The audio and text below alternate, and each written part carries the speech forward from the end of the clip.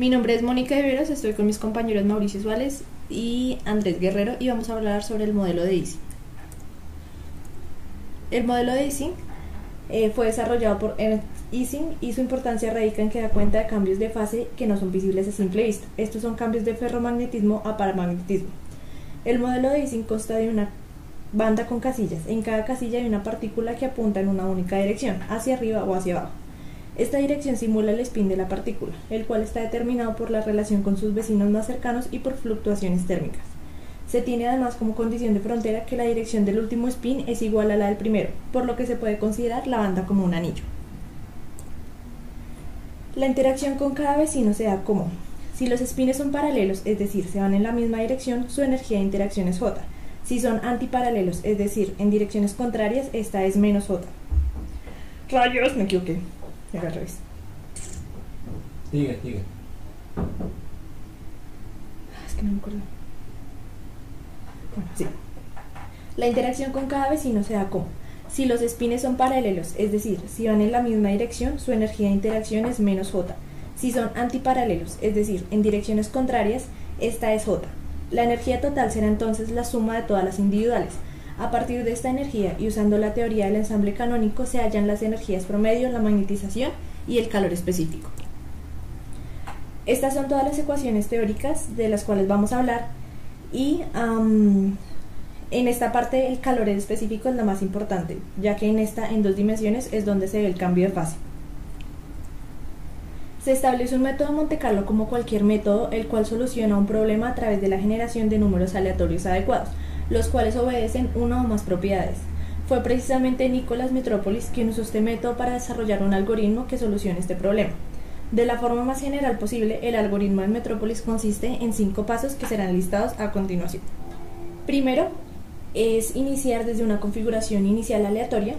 Segundo, es desplazar aleatoriamente uno o más de las partículas o componentes del sistema. Tercero, es calcular la diferencia de energías entre los 2 estados anteriores. Cuarto, es evaluar la probabilidad de transición. Si las diferencias de energía es menor o igual que 0, entonces se acepta siempre la nueva configuración. Pero si la diferencia de energía es mayor que 0, entonces se acepta una configuración nueva con la probabilidad que aparece ahí. Y como quinto se repiten los pasos del 2 al cuarto con el fin de obtener una estimación del error final.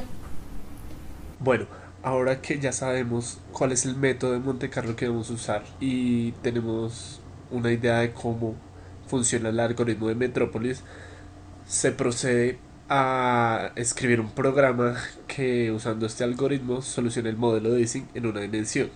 Entonces lo que primero se intentó hacer fue simplemente escribir un programa que usara el algoritmo de Metropolis para, a medida que se daban los pasos, hacer que el sistema evolucionara para una temperatura fija y para una energía de interacción fija.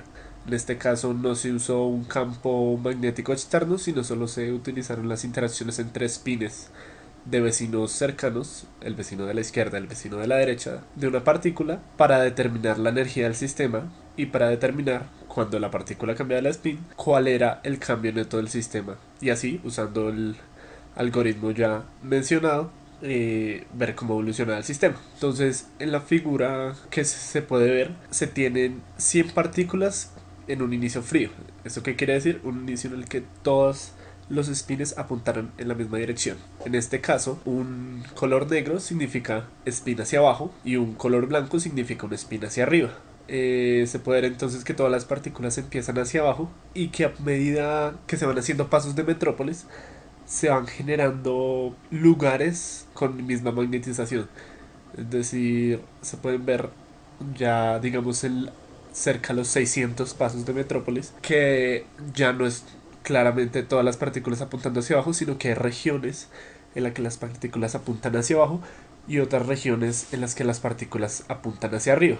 Se puede ver entonces que el sistema fluctúa de un estado, pues en el estado original que le pusimos frío, a un estado caliente a medida que pasan los pasos de Metrópolis. Caliente en el sentido de que no todos los spines tienen la misma dirección, sino que hay ciertas regiones donde los spines se alinean en orientaciones diferentes para 2 vecinos pegados. Entonces, siendo este primer paso, lo que después hicimos fue implantar toda la idea del modelo de Ising y darle corridas para saber las variables termodinámicas del caso. Entonces, para saber cuántas corridas hacer y para saber cuándo sacar las variables termodinámicas, se necesitaba que el sistema se estabilizara.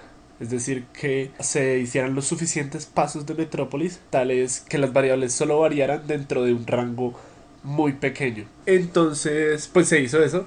Y después, eso se metió en un ciclo, el cual repetía ese número de pasos de metrópolis encontrados un cierto número de veces a la misma temperatura. ¿Esto para qué? Para encontrar una estadística del sistema. Si el sistema solo se corre una vez para una temperatura, los datos no son de energía, magnetización y calor específico que hemos encontrado no son tan confiables como si se corre más de una vez. Después de este ciclo de repeticiones para estadística, se metió eso todo en un ciclo nuevo que cambiaba la temperatura, pues la constante Boltzmann por la temperatura, pero la constante Boltzmann se utilizó como 1 en unidades de J. Bueno, cambiaba la constante Boltzmann por la temperatura de 0.1 a 5 eh, para ver qué cambios había en el sistema a medida que crecía la temperatura. Entonces se puede ver la energía empieza en -1 para una temperatura muy baja. Esto es porque todos los spins están alineados de la misma forma. Y cuando hay una temperatura muy baja, como se puede ver en la figura de los spins, aunque hayan varios pasos de metrópolis, no se desalinean. Siguen en el mismo inicio frío que se les da. Entonces por eso la energía está en su mínimo. Y a medida que sube la temperatura, la interacción entre los vecinos se va haciendo, por decirlo así, más importante debido a la distribución de Boltzmann, a ese E a la menos beta por la diferencia de energías entre los dos vecinos. Se va haciendo más importante en el algoritmo de Metrópolis eso y la energía va cambiando. Lo mismo sucede con la magnetización, que empieza en 1, todos los spins alineados hacia arriba, en este caso, y en un punto cercano a 0.5, 0.7, tiene una abrupta caída hacia un valor que tiende a ser mínimo. Teóricamente, si el número de celdas fuera infinito, esta caída debería ser una línea completamente recta. Pero en este caso no se da, pues se usó n igual a 1000, no un n que realmente tendiera a infinito, pero pues se puede ver claramente que el comportamiento es el esperado, como se nota en la curva de ajuste en azul. Para el calor específico se ve un comportamiento un poco más errático, por decirlo así, que el esperado de la curva de ajuste. Hay varios puntos, sobre todo cerca de 0.7. Hay gran dispersión en los datos, no se ajustan tanto al modelo teórico utilizado, pero igual se puede ver la tendencia en general es adecuada, es la que se espera. Empieza muy bajo, prácticamente en cero, tiene un pico y después decrece lentamente a medida que aumenta la temperatura. Cabe aclarar que todas estas gráficas son energía, magnetización y calor específico por sitio, es decir, siempre se dividió por n, donde n en este caso es 2000, para dar un comportamiento más general. Entonces, por último, en este modelo en una dimensión se graficamos cómo son las posiciones del sistema a medida que aumenta la temperatura. Es decir, cogemos y hacemos las corridas de metrópolis que determinamos necesarias para que se estabilizaran las variables termodinámicas. Cogemos eso lo hacemos 50 veces, como dijimos, para crear una buena estadística, los promediamos y después se repite eso para todas las temperaturas que van entre 0.1 y 5 en pasos de 0.1. Entonces se puede ver que para temperaturas bajas el inicio frío al final de los corridas de metrópolis sigue siendo un inicio frío, lo cual no sucede con temperaturas más altas, donde se ve que después de las corridas de metrópolis los spins están apuntando algo que parece ser aleatorio. Si no hay una magnetización fija, lo cual se puede ver muy bien si se comparan la figura de magnetización B con la de espines con inicio frío en D. Entonces, alrededor de la misma temperatura que la magnetización decrece súbitamente, se empieza a generar esa aleatoriedad al acabar los pasos de Metrópolis. Entonces, esta es una temperatura que es alrededor de 0.7, en la cual hay un cambio en el sistema que está haciendo que los spines al acabar las corrientes de Metrópolis dejen de ser aleatorios. Esta también es la temperatura en la que el calor específico tiene su subida, su pico, y en la que la energía empieza a aumentar. Todas estas variables completamente relacionadas entre sí. Después de hacer esta simulación, se pedía ampliar el rango de la energía a los segundos vecinos. ¿Esto qué quiere decir? Inicialmente, en una cadena lineal, cada posición tiene dos primeros vecinos, el vecino de la izquierda y el vecino de su derecha. Entonces a cada uno aporta a la energía de la partícula a evaluar. Aporta como la multiplicación de J por el spin de la partícula a evaluar por el spin del vecino. Para ampliar a segundos vecinos significa coger los otros dos sitios que ahora estarán a dos casillas de distancia de la partícula central. Para meterlos en la energía, pues no se meten de igual forma que los primeros vecinos, ya que su interacción, por razones físicas, no debería ser tan potente como los vecinos que están cerca. Entonces lo que se hace es dividir por la distancia a la que están.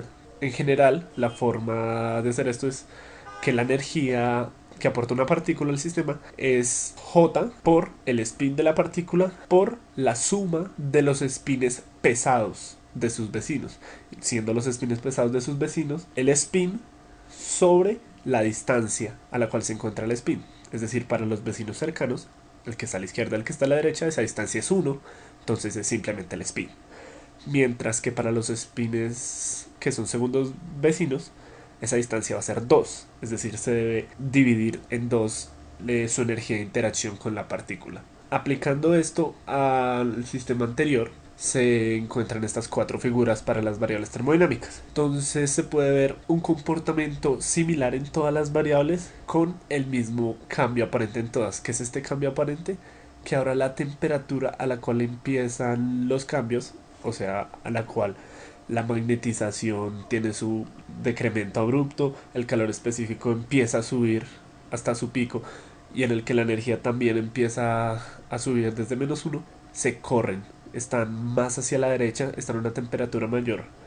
También se puede ver claramente en la figura de los spines que la parte en la que los spines siguen estando fríos al correr los pasos de Metrópolis está corrida respecto a la anterior figura. Antes se encontraba alrededor de 0.5-0.7, ahora está alrededor de 1. ¿Esto qué evidencia?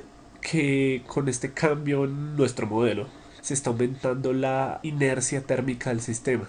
Ahora el sistema está, por decirlo así, requiriendo una temperatura mayor para que sus spines se vean realmente afectados por esta energía. Entonces, controlando estos cuántos vecinos se ven afectados en nuestro modelo, se puede cambiar esta inercia térmica. La implementación numérica del modelo de Ising en 2D. En este caso tomamos una cuadrícula de 400 spines, es decir, una cuadrícula cuadrada con 20 spines por lado. Quisimos averiguar entonces cómo se comportaba de nuevo la energía, la magnetización y el calor específico. Tenemos aquí entonces que la energía se comporta de la misma forma que lo hace en una dimensión, al igual que la magnetización, es decir, seguimos con la misma forma funcional. Vemos entonces que en 2D también existe una magnetización espontánea, ya que nuestro campo magnético es 0, pero en el calor específico vemos algo distinto. En la gráfica C vemos que para una temperatura el calor específico alcanza su valor máximo. De hecho podemos verla en esta gráfica más ampliada. Tenemos pero que KT, la temperatura, igual a 2.29, alcanzamos el máximo. Esto quiere decir que entonces hay una transición de fase, que era lo que buscaba Ising en su tesis doctoral. En 1D no existe, en 2D sí existe.